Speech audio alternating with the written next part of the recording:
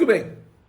Então, por que a apelação na ação de execução fiscal da sentença que julga improcedentes os embargos, o recurso de apelação não tem efeito suspensivo? Por força de expressa determinação legal, na medida em que o artigo 1012 do Código de Processo Civil diz que a apelação terá efeito suspensivo. Parágrafo 1º. Além de outras hipóteses previstas em lei, começa a produzir efeitos imediatamente após a sua publicação a sentença que, inciso 3, extingue sem resolução de mérito ou julga improcedentes os embargos ao executado. Então aqui é a nossa questão, senhores. Veja só. Eu ofereci um imóvel em garantia. A Fazenda Pública foi ouvida, aceitou o imóvel. O juiz determinou a penhora. Quando fui intimado da penhora, ofereci embargos. Então, a primeira questão aqui é a seguinte. Os embargos à execução têm efeito suspensivo? Os embargos à execução fiscal têm efeito suspensivo? O que os senhores acham? Quem se arrisca aí? Quem arrisca um sim ou não aí?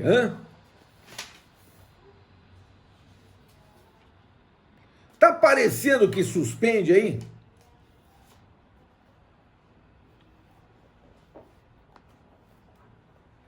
Não tem efeito suspensivo. Olha só. Veja, se eu pegar a lei de execuções fiscais, já falei lá do artigo 1º da lei de execuções fiscais, veja, deixa eu voltar lá no artigo 1º. Olha o que diz. Olha o que diz o artigo 1º da lei de execuções fiscais. Ele diz: a execução judicial para a cobrança da dívida ativa da União, dos Estados, do Distrito Federal e dos municípios e respectivas autarquias será regida por esta lei e subsidiariamente pelo Código de Processo Civil. Bom, então eu quero estudar quais são os efeitos em que os embargos são oferecidos. Ou seja, os embargos, uma vez oferecidos, suspendem o curso da execução ou não? E a resposta é não. Pelo seguinte, vou explicar. A lei de execuções fiscais não traz uma única linha sobre os efeitos em que os embargos são recebidos. Então, a lei de execuções fiscais é silente, ela não diz. Ora, se ela não diz, eu vou aplicar o artigo 1º, ou seja, aplicação subsidiária do Código de Processo Civil. O Código de Processo Civil, por seu turno, no artigo 919, ele diz: os embargos à execução não terão efeito suspensivo. Agora, vejam o que diz o parágrafo 1º do artigo 919. Ele diz: o juiz poderá, a requerimento do embargante, atribuir efeito suspensivo aos embargos, quando verificados os requisitos para a concessão da tutela provisória, e desde que a execução já esteja garantida por penhora, depósito ou calção suficientes. Então, o parágrafo 1º do artigo 919 autoriza que o juiz receba os embargos com efeito suspensivo. E é isso que nós vamos pedir em toda a execução fiscal, em todos os embargos à execução fiscal que propusermos, deveremos pedir ao juiz que receba os embargos no efeito suspensivo. Mas para isso teremos que provar os requisitos do artigo 300 do CPC. Fumus boni et iuris e periculum in mora. Quais são os requisitos do artigo 300 do CPC? Vejam, estão lá no dispositivo. Ele diz o artigo 300 do CPC 15. A tutela de urgência será concedida quando houver elementos que evidenciem a probabilidade do direito. Fumus boni et iuris, a fumaça do bom direito, ou a probabilidade do direito. E o periculum in mora, o perigo de dano, ou o risco do resultado útil do processo.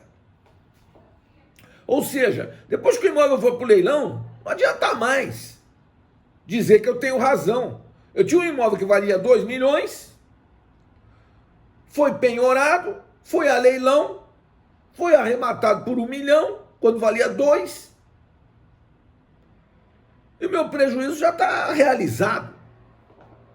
Esse 1 milhão vai ficar depositado nos autos, no trânsito em julgado a fazenda vai levantar, ou eu vou levantar, porque a fazenda perdeu a discussão, mas ela já leiloou o imóvel. Então, de plano, veja só, volta lá no início. Quando eu embargar a minha execução, eu já vou pedir que ela seja recebida no efeito suspensivo, nos termos do artigo 919, parágrafo 1º do Código de Processo Civil. Vou mostrar a presença dos pressupostos para concessão da tutela de urgência. Muito bem, aí o processo transcorreu, veio a sentença de primeiro grau e disse, olha, são improcedentes os embargos, você não tem direito. A fazenda tem direito, a fazenda tem que receber, você tem que pagar. Então, a sentença que julga improcedentes os embargos à execução fiscal, ela está dizendo que você tem que pagar a dívida fiscal. E você tem um recurso contra essa sentença, ou seja, contra a sentença cabe apelação. Só que a tua apelação, por força do que dispõe o artigo 1012, né, do CPC, ela não tem efeito suspensivo. Então qual é a opção que você tem? 1012, parágrafo 1º, inciso 3 do artigo do CPC, diz que a execução não tem efeito suspensivo. O recurso de apelação não tem efeito suspensivo. Então você tem que apelar e você tem que ir ao tribunal e pedir tutela provisória de urgência ou antecipação da tutela recursal, como você queira chamar. Você tem que pedir ao tribunal que receba o seu recurso de apelação com efeito suspensivo, porque o imóvel vai para o leilão. E nada obstante, você tem uma tese jurídica plausivelmente estruturada na defesa dos interesses do seu constituinte, dizendo que ele tem razão, que aquele que ele quer tributar é inexigível por tais e tais razões. Então, você tem que pedir ao tribunal que atribua, que conceda a tutela provisória de urgência para conferir a esse recurso de apelação efeito suspensivo que ele, por si só, não tem. Você não tem outra opção. Tomar muito cuidado com isso. Ah, eu apelei. Daí que você apelou. Enquanto você apela, o imóvel vai leilão. Muito bem. E aí o tribunal, então, vai reexaminar toda a matéria e julgar procedentes os embargos, e aí sim, está extinto o crédito tributário nos termos do artigo 156.10 do CTN. Ou então, vai dizer que são improcedentes os embargos, e aí não tem jeito. Se houver penhora de imóvel, né, lá quando você ofereceu os embargos, então esse imóvel penhorado vai a leilão. Se houver depósito, o depósito será convertido em renda da fazenda pública. Se houver carta de fiança bancária ou seguro fiança judicial, será intimado o banco ou a seguradora para pagarem a dívida em 5 dias. E eles vão pagar porque são instituições que não podem ter inadimplência. Então, é isso, senhores. Vejam, o que eu quero que os senhores observem, tenham toda essa visualização, é que o processo de execução é um processo muito forte. As pessoas dizem, mas para a Fazenda Pública tem mecanismos de compelir o contribuinte a pagar suas dívidas, né? Por quê? Primeiro, Se veja, a Fazenda Pública pode pedir penhora de numerário em conta corrente bancária, pelo sistema Sisbajude. Então, se ela penhorar, veja, você vai poder discutir, mas o dinheiro já está em poder. Se for a Fazenda Nacional, esse dinheiro vai para uma conta única do Tesouro Nacional. Então, durante o curso de toda a discussão, o valor eventualmente penhorado, bloqueado e depois penhorado, vai estar numa conta única do Tesouro Nacional. Então, observem, senhores, o que é processo de execução? É execução forçada dos bens do devedor. Agora, o que paga uma dívida são os bens do devedor, né? Graças a Deus, né? Antigamente, na Roma Antiga, o credor podia utilizar o corpo do devedor para, enfim, fatiar em praça pública, enfim, esquartejá-lo, fazer o que bem entendesse, porque o credor era dono do devedor. Mas isso era em Roma Antiga. Agora nós estamos num Estado democrático de direito. O que paga uma dívida são os bens do devedor. Se o devedor não tem bens, não paga a dívida. Simples assim. Vejam, e não há prisão civil por dívida. As pessoas se apavoram muito, falam, ai meu Deus, estou sendo processada, o juiz vai tomar tudo que eu tenho. Aí eu pergunto às vezes para o meu cliente, peraí, mas o que o senhor tem?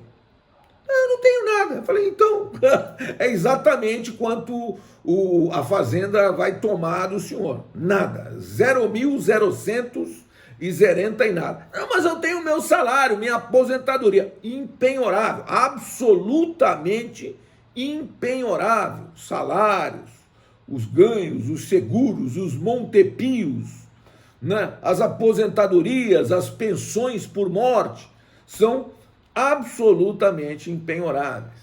Os honorários do advogado também são absolutamente impenhoráveis. Eu tenho uma casa que eu moro. Então, a sua casa também é absolutamente impenhorável, por força da Lei 8.009 de 1990, que diz que são absolutamente impenhoráveis o imóvel, assim como os bens que guarnecem esse imóvel. Os bens que guarnecem o imóvel de uma família de classe média, de uma família mediana. Agora, os bens suntuosos, sim, esses bens podem sim ser penhorados. Você tem um quadro lá que vale 10 milhões de dólares. O seu quadro vai ser penhorado. Agora, você tem uma televisão. Não.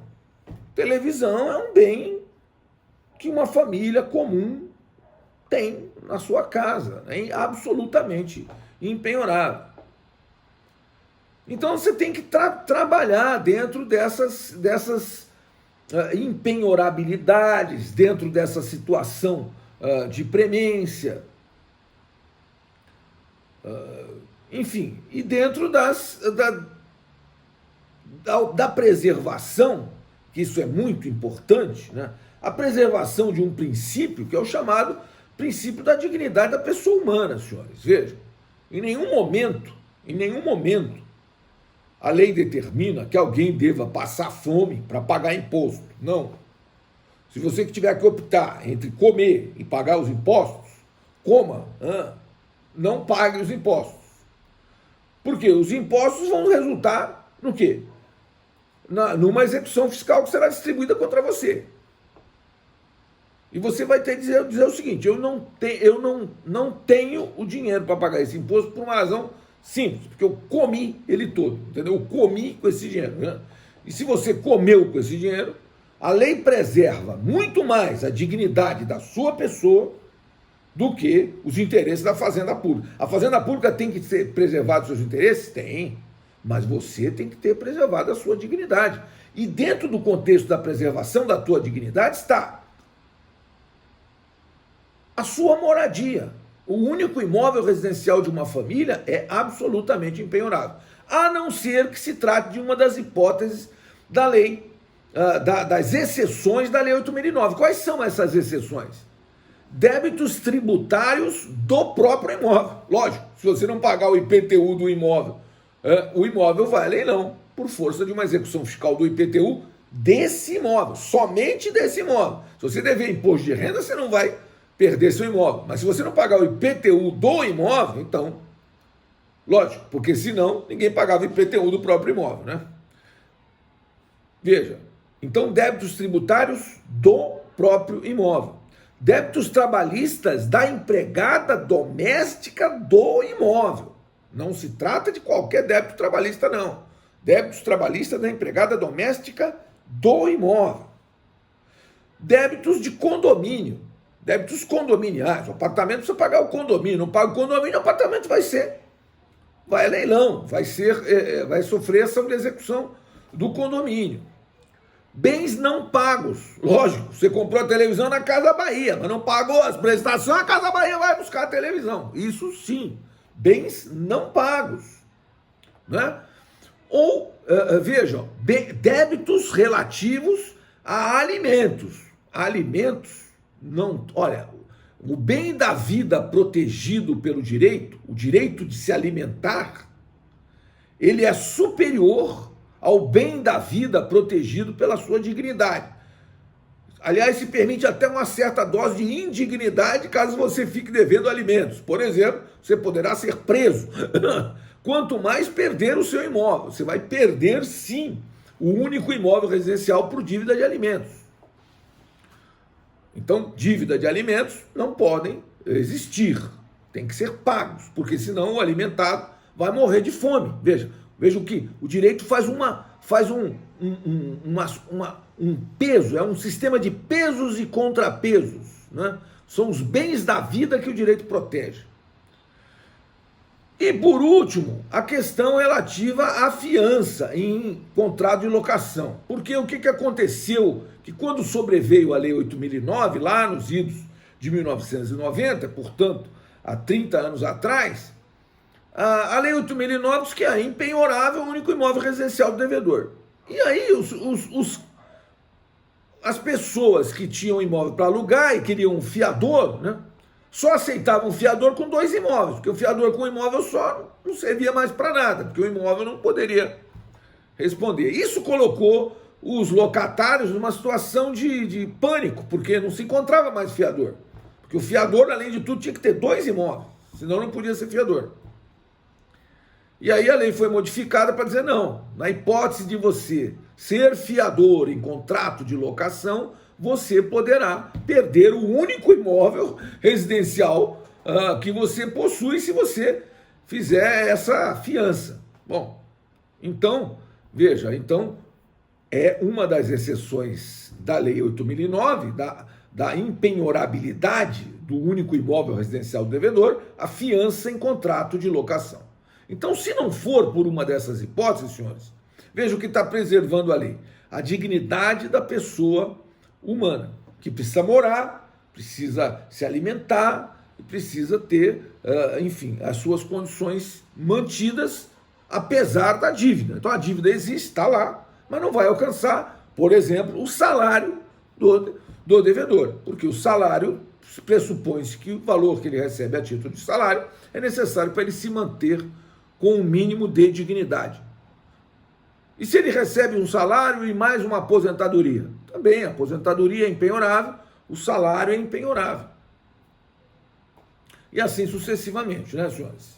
Agora, se o débito for de alimentos, aí se relativiza tudo isso. Porque salário é penhorável por dívida de alimentos, aposentadoria, pensão, Montepio, fundo de garantia. Já vi várias penhoras de fundo de garantia em ação de alimentos. Então, vejam, senhores, deva tudo, não deva alimentos, né? Porque dever alimentos é problema. E veja, se você insiste em não pagar, além de tudo, você pode ser preso. Então, o juiz decreta sua prisão civil por 30 dias. E o que é pior, pode depois ampliar isso. O juiz pode decretar a prisão por 90 dias. Você pode ficar 90 dias preso. Só que tem um detalhe. Pelo tempo que você fica preso, a dívida que ficou para trás você paga. Você está pagando com a prisão. A dívida fica paga. Você paga com a prisão.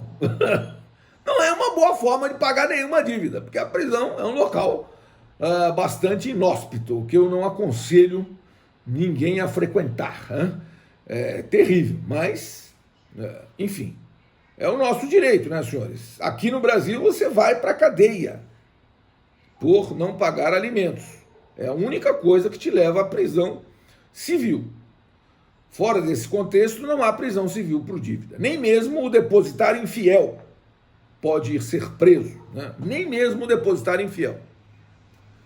Por causa do fato de que o Brasil é signatário do Pacto de San José da Costa Rica, o chamado Tratado das Américas, em que proíbe a prisão civil do depositário infiel. Então, nada obstante a Constituição brasileira autorize a prisão civil do depositário infiel, o Pacto de San José da Costa Rica não autoriza e por isso o Supremo entende que não se pode prender o depositário infiel, por mais infiel que ele possa ser. Agora, o devedor de alimentos, sim, esse pode ter sua prisão civil decretada, porque o bem maior que se está protegendo é o direito de se alimentar do filho dele, ou ou do pai dele, ou da mãe idosa, enfim, daquele que, veja, os ascendentes e os descendentes devem-se reciprocamente o dever de alimentos. E disso não se pode fugir, sob qualquer circunstância. Certo, senhores? Então vejam só, então com isso nós vamos encerrar aqui a nossa ação de execução fiscal. 1 minuto para eu encerrar a gravação. 1 minuto, por favor.